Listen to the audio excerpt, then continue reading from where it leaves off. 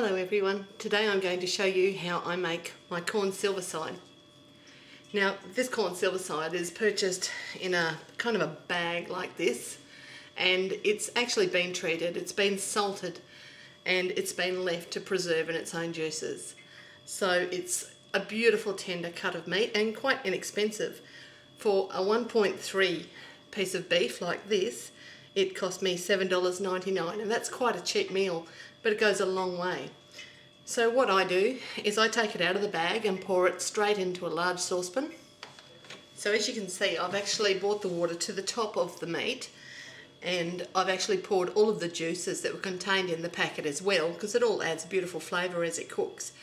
Now to this I add about half a cup of vinegar. It can be a malt vinegar, which is preferred, or a white vinegar.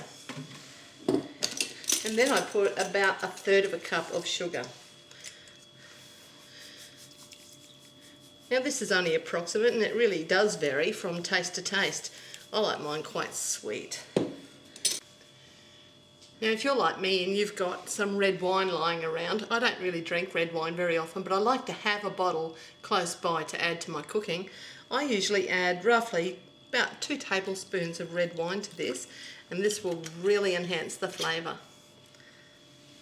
Then peel an onion, and as you can see I've left it totally intact except for the outer layer, and get yourself some cloves, whole cloves, and just poke them into the onion like that all the way around, and then drop that in the water. So once you've made your little onion clove bomb, just pop that into the water next to the meat and put it on the stove top to boil. I would cover the saucepan, but not completely. I would just have it at an angle like that. And once the water comes to the boil, then turn it down a little bit so that you can just boil it gently for the next 1.5 hours.